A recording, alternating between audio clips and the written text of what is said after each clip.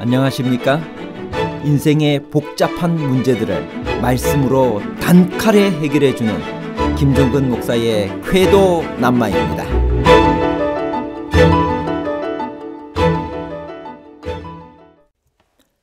나병 환자를 보신 적이 있나요?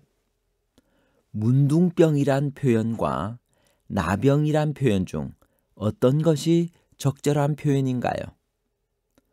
어떤 목사님은 미국에서 목회를 하시다가 중국에 있는 나병 환자들에게 복음을 전하기 위해 선교사로 가시는 모습을 보았습니다. 나병은 감염되나요? 털이 희거나 피부가 불에되었거나 머리에나 수염에 옴이 발생한 경우는 전형적인 나병의 원인이나 증상이 아닙니다. 그럼 무엇일까요?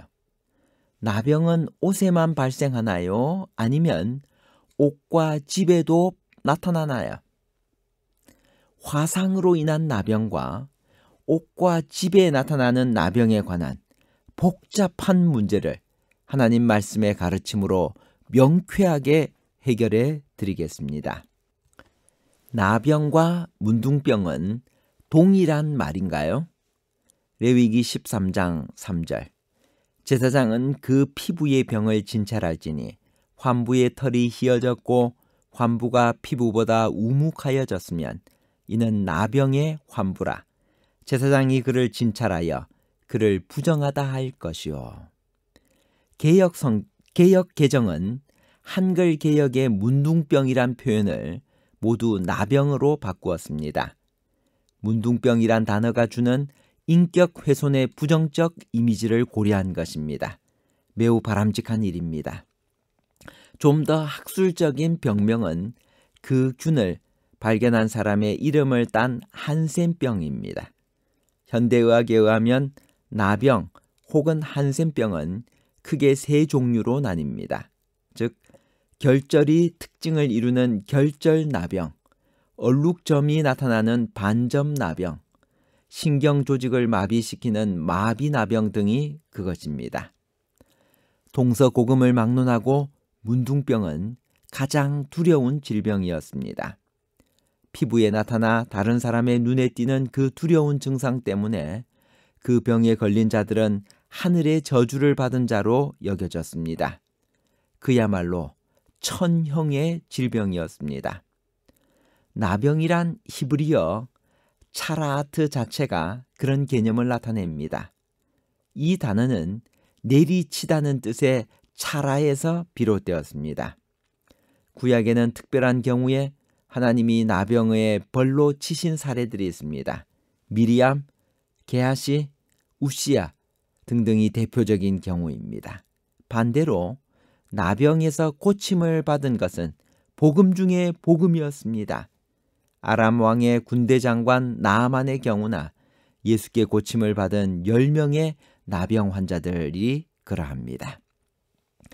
털이 희거나 피부가 불에되었거나 머리에나 수염에 옴이 발생한 경우는 전형적인 나병의 원인이나 증상이 아닙니다. 그럼 무엇일까요? 레위기 13장 3절을 다시 읽습니다. 제사장은 그 피부의 병을 진찰할지니 환부의 털이 희어졌고 환부가 피부보다 우묵하여졌으면 이는 나병의 환부라. 레위기 13장에서 14장에는 바로 이 한센병 여부를 판단하는 다양한 진단 기준이 제시되고 있습니다. 그런데 그 내용이 매우 특이합니다. 나병으로 진단되는 증상 중에 털이 희거나 피부가 불에되었거나 머리에나 수염에 옴이 발생한 경우가 언급되어 있는 것입니다. 전형적인 나병의 원인이나 증상이 아닙니다. 그럼 무엇일까요? 여기 언급된 나병은 한센병이 아니라 세균 감염에 의한 종기, 화상에 의한 피부 감염, 옴 등으로 피부 변형을 초래하는 각종 피부병들입니다. 흔히 이 본문에 묘사된 피부병들을 마른 버점, 건선, 기계총, 황선, 백반 등으로 봅니다. 그래서 세번역 성경은 이 단어를 모두 악성 피부병이라고 번역했습니다. 나병이 옷에도 발생하나요? 레위기 13장 47절. 만일 의복에 나병 색점이 발생하여 털옷에나 베옷에나, 의복에 나병 색점이 발생한다는 내용도 의아합니다. 어떻게 나병이 옷에 발생할 수 있을까요? 이것이야말로 이 본문이 말하는 나병이 한센병이 아니라는 증거입니다. 천이나 가죽이나 털옷에 발생하는 것이 무엇일까요? 그것은 곰팡이입니다. 그것의 특징은 쉽게 퍼진다는 것입니다. 그 색점이 그 의복의 나래나 씨에나 가죽에나 가죽으로 만든 것에 퍼졌으면 이는 악성 나병이라. 51절에 그렇게 말씀하셨습니다. 이것은 각종 천이나 의복에 퍼지는 곰팡이에 대한 묘사입니다. 곰팡이가 퍼진 천은 빨아야 했고 그 후에 또 발생하면 태워야 했습니다. 어떤 집에 나병 색점이 발생한 경우도 마찬가지입니다. 이 경우도 곰팡이입니다. 습도가 높은 계절이 오면 집의 벽에 곰팡이가 생깁니다. 그런 경우에 일단 7일 동안 집을 폐쇄해야 했습니다. 이후에 그 색점이 벽에 퍼졌으면 색점이 있는 돌을 빼어 성밖 부정한 곳에 버렸습니다. 또 집안 사면을 긁게 하고 그 긁은 흙은 성밖 부정한 곳에 쏟아 버리게 했고 다른 돌로 그 돌을 대신하고 다른 흙으로 바르게 했습니다. 이런 모든 방법을 다 쓰고도 효과가 없으면 집을 부수어 버렸습니다. 결론적으로 레위기 13장 14장에 기록되어 있는 나병은 오늘날 의학적으로 말하는 한센병보다 훨씬 넓은 의미의 질병입니다. 증상이나 발병 기간 그리고 치료되는 과정 등이 한센병과 크게 다릅니다. 사람의 피부는 물론이요, 수염, 털, 옷, 집의 벽 등 매우 다양한 곳에서 발생합니다. 나병이라는 용어는 각종 피부병과 곰팡이와 박테리아 번식을 포함하는 포괄적인 용어로 사용되어 있습니다. 나병의 어떤 특성 때문에 나병이 죄와 비슷하다고 생각되었나요? 레위기 13장 44절에서 46절을 읽습니다. 이는 나병 환자라. 부정하니 제사장이 그를 확실히 부정하다고 할 것은 그 환부가 그 머리에 있음이니라. 나병 환자는 옷을 찢고 머리를 풀며 윗입술을 가리고 외치기를 부정하다, 부정하다 할 것이요. 병 있는 날 동안은 늘 부정할 것이라.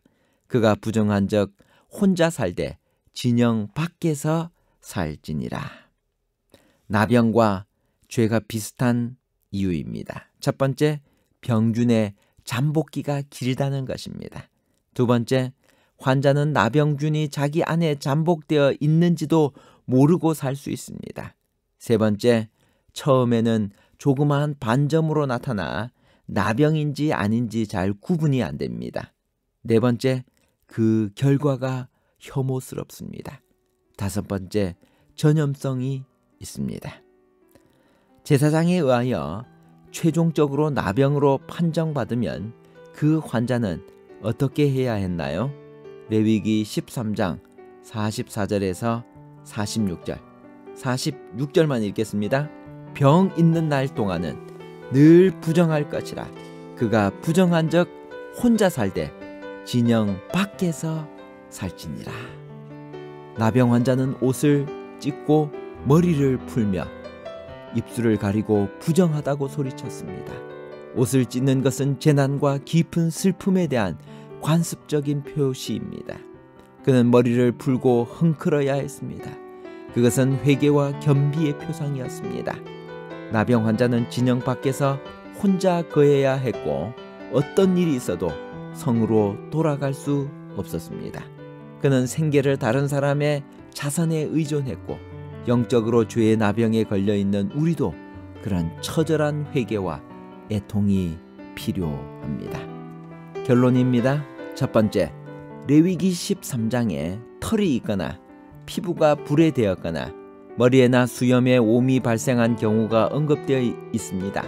전형적인 나병의 원인이나 증상이 아닙니다. 그럼 무엇일까요? 여기 언급된 나병은 한센병이 아니라 세균 감염에 의한 종기, 화상에 의한 피부 감염, 옴 등으로 피부 변형을 초래하는 각종 피부병들입니다. 두 번째, 의복에 나병 색점이 발생한다는 내용은 나병이 아니라 곰팡이에 대한 묘사입니다. 곰팡이가 퍼진 천은 빨아야 했고 그 후에 또 발생하면 태워야 했습니다. 세 번째, 레위기 13장 14장에 기록되어 있는 나병은 오늘날 의학적으로 말하는 한센병보다 훨씬 넓은 의미의 질병입니다.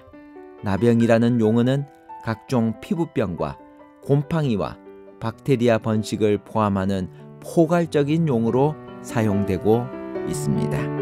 감사합니다.